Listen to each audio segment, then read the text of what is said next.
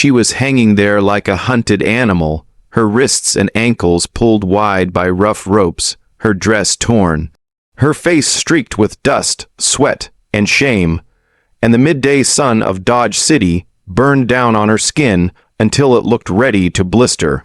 Rosa Miller was barely 22, and she no longer had the strength to scream. Only a dry whisper slipped from her cracked lips every time the rope tightened against her shoulders. She had been left in the middle of the Kansas plains, left to suffer, left to break. A breeze swept across the tall summer grass. No mercy came with it. The wooden A-frame that held her creaked with each gust as if mocking her weight. Her toes hovered above the ground. Every second felt like the next might be her last. She had not been up there all day, but a few hours in that sun felt close enough to forever. Rose had known she would be punished for stealing from Sheriff Illy Thompson. She just never imagined punishment would look like this. She thought she would be locked in a cell, not displayed like a warning for anyone who dared to cross the law of Dodge City.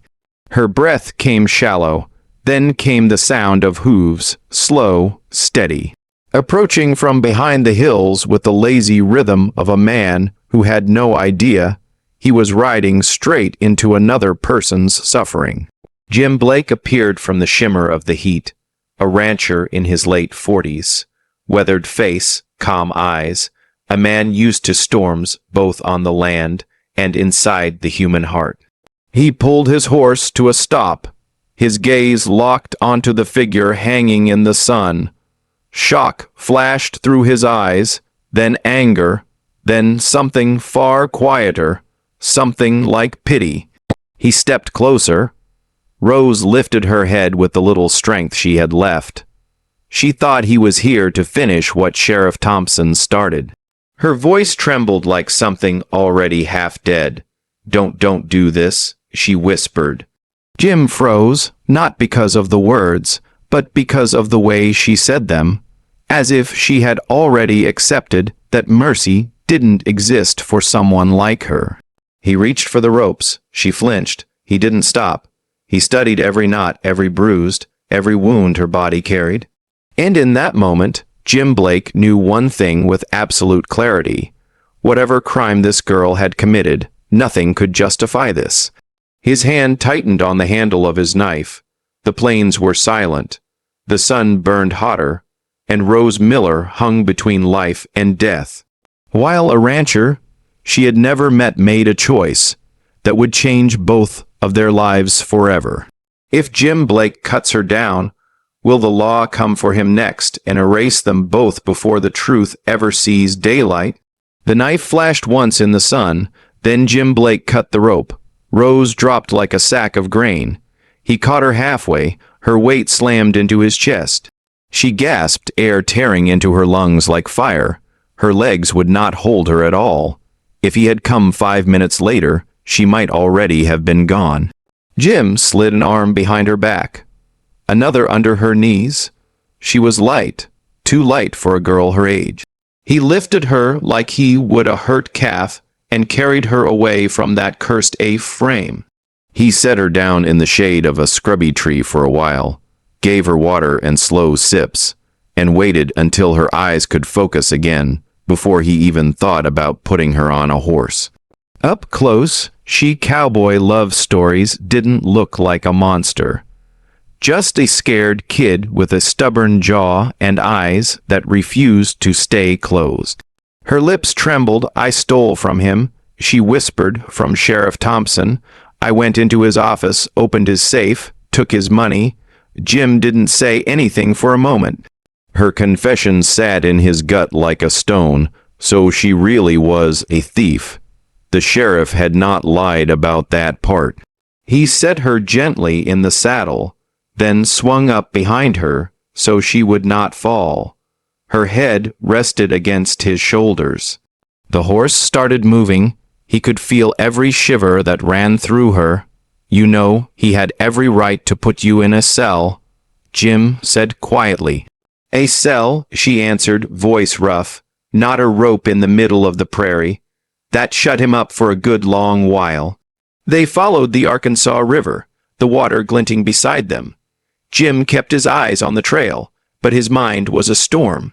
He respected the law. This land turned wild without it, yet what he had just seen didn't feel like law. It felt like cruelty dressed up as justice.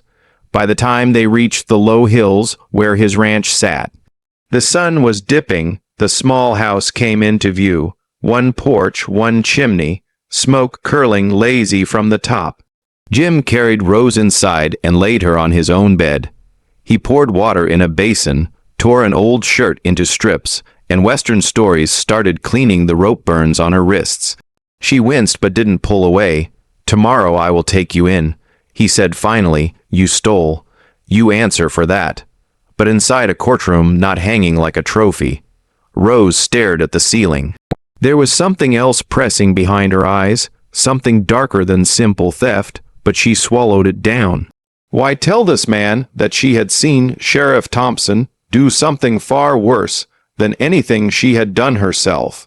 For tonight, she would just be a thief who got lucky. Jim would just be a rancher who could not walk past suffering.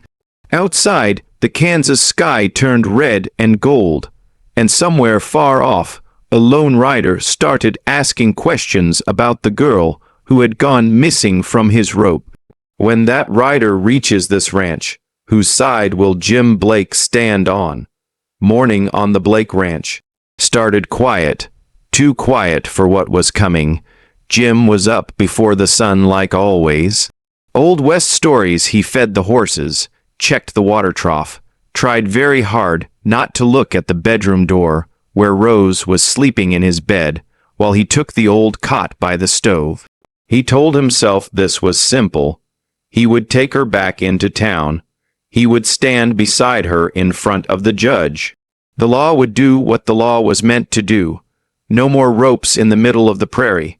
That neat little plan lasted right up until he heard horses coming fast up the lane. Not a wagon, not a neighbor. 3 riders, one hard thudding rhythm. Jim stepped out on the porch, wiping his hands on his trousers. Sheriff Willie Thompson reined in at the gate with 2 deputies behind him. Dust rolling up around all 3 horses. Those sharp little eyes took in the house, the barn, the tracks. Then they settled on Jim. "Morning, Blake." The sheriff smiled, but it never reached his eyes. "Seems somebody cut down my thief." Jim felt the lie rising in his throat and dying halfway, so he settled for the truth. "I found a girl hanging where Buzzard Circle. I brought her here so she didn't die like a dog. You interfered with evidence," Thompson said. "She belongs in my jail." The smile was gone now. Jim shook his head. "She belongs in a courtroom. What you did wasn't justice." For a second, they just stared at each other. Old rancher on the port. Man with a badge in the yard. The kind of moment that decides what kind of men they really are. Inside, Rose stood barefoot just behind the door. Every muscle tight. She could hear every word. She knew that voice. She could still taste the dust from his rope. If he took her back, there would be no trial, no second chance. Just one more ride into the heat and a quiet grave no one bothered to mark. Her heart hammered, her mouth went dry. She grabbed the door frame to steady herself, then slipped into the kitchen as the men argued. When Jim WildWest Love Stories finally stepped back inside, his jaw was locked so tight it looked painful. "He wants you back," Jim said. "He says the rope was legal." Word was already running through Dodge City that Jim Blake had cut down the thief. Some folks called him crazy, but most said the sheriff had been shamed in front of the whole town. Rose looked at him. Really looked at him. This man had risked himself once already just by cutting her down. If she kept silent, he would walk right back into the sheriff's trap with her if she told the truth. Both of them might never see another sunrise. Her voice came out in a hoarse whisper. "Jim, I did steal, but I stole the wrong thing." I took money that was never his to keep, and I saw what he did to the man it belonged to." Jim stared at her. "What did you seek, Rose?" She took a breath that shook her whole body, because once she answered that question, there would be no going back for either of them. Before we follow Jim and Rose down this dark trail, go ahead and hit subscribe so you don't miss what happens next. And while you are here, take a sip of your coffee or tea and tell me in the comments what time is it right now and where are you listening from. Rose didn't look at Jim when she answered. She stared at the old wood floor like the truth was written there. "I was cleaning the office," she said late. "Sheriff thought I had gone home." Her hands twisted in her skirt. "I heard a man come in," she said. "Not Army. Just a trail-worn fellow in a dusty coat with a Wells Fargo badge on his vest. He had a leather bag on his shoulder. They argued about money, about cash that was supposed to ride the rails and never got there." Jim said nothing. He could hear his own heartbeat. "Then I heard the gunshot," Rose whispered, "just one." The messenger hit the floor. Sheriff stood there with smoke coming off his pistol like it was nothing at all. She swallowed hard. He wrapped the body in a tarp, loaded it in a wagon, and drove out past the last houses down by a cut bank on the Arkansas River where folks don't go much anymore. That leather bag ended up in his safe, same bag I stole from. I thought I was just robbing a greedy man. Turns out I stole from a grave. Silence settled thick in the room. Jim had seen bad men in his life. Cattle, thieves, bat, drifter. But a lawman killing a messenger for money, then hanging a girl to cover it. That's that different. "If we stay here," Rose said, "he will come back with a rope and a story, and only one of those will be true." Jim rubbed his face, then looked toward the window where the sheriff had written in, "Fort Dodge." He said quietly, "Soldiers, there know the railroad men. They will care if a Wells Fargo bag goes missing, and the sheriff doesn't own their ear." By sundown, they were in the saddle. Jim tied a small bedroll behind his horse, tucked the stolen pay deep under his coat, and helped Rose up in front of him. She still moved like every step hurt, but her voice was steady. "If we do this, there is no going back," she said. There was no going back the moment. "I cut you down," he answered. They followed the Arkansas River again, this time not at a walk, but at a hard, urgent run. Behind them, on the ridge near the Blake Ranch, Sheriff Thompson watched tiny figures riding west, dust curling up behind them. His two deputies shifted in their saddles, waiting for his word. He didn't need a spyglass to understand if they reached the fort. His rope tricks were finished. His whole life was finished. He spurred his horse so hard it screamed and motioned for one deputy to ride with him while the other circled back to cover their tracks. 3 guns, chasing one rancher and one girl who knew far too much. Night began to fall as Jim and Rose saw the first lanterns of Fort Dodge in the distance. Hoofbeats thundered closer behind them. If soldiers at that gate believe the sheriff before they believe a thief and an old rancher, what do you think happens on that dark road next? At the edge of the fort, a sentry stepped forward with his rifle. He shouted for them to stop. Jim hauled on the reins so hard the horse slid. Rose almost slipped from the saddle. The sentry didn't care who they were. He cared that it was near dark and 3 riders were making noise at his gate. Sheriff Thompson came in a heartbeat later with 2 deputies behind him, their horses bared with sweat, his badge catching the last of the daylight. Everybody started talking at once, the sheriff waving his badge, Jim holding up his empty hands, Rose barely holding on to the saddle horn. The sentry did what a good soldier does. He shut the gate. He separated them, and he sent for an officer. "That girl is a thief," the sheriff snapped. "The old man is hiding her. I am here to bring her back to Dodge City Justice."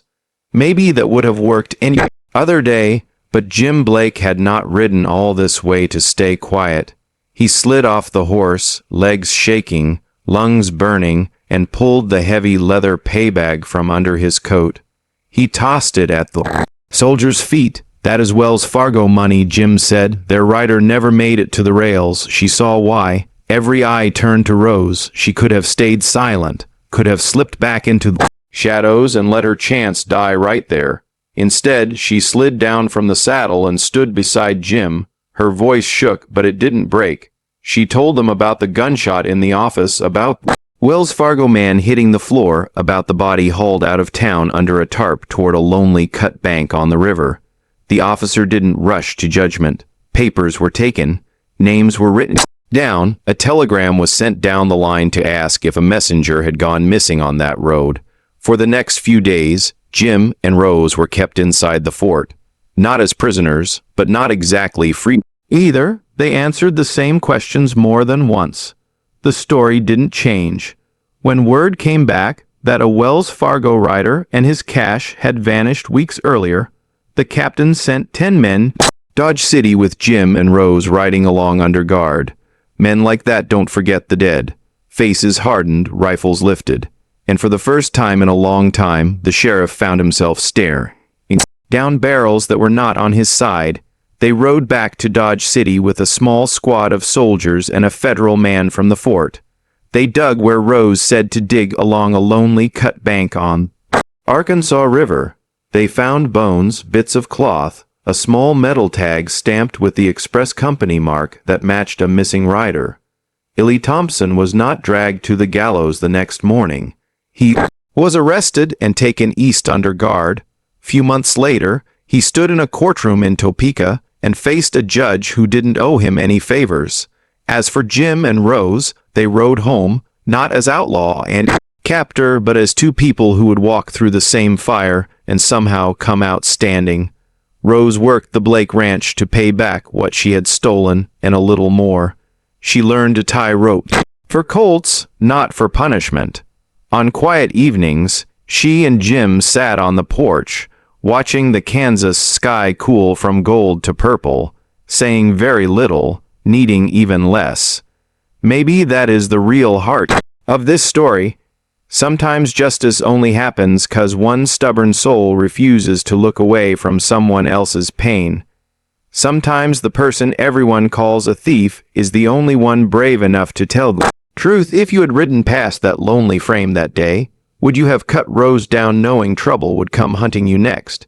Have you ever seen something wrong and had to decide whether to stay quiet or stand up? If this story stirred something in you, tap like so more folks can find it. Hit subscribe so you don't miss the next ride out into the Old West with us. And before you go, pour yourself another cup of coffee or tea and tell me in the comments what time is it right now and where are you listening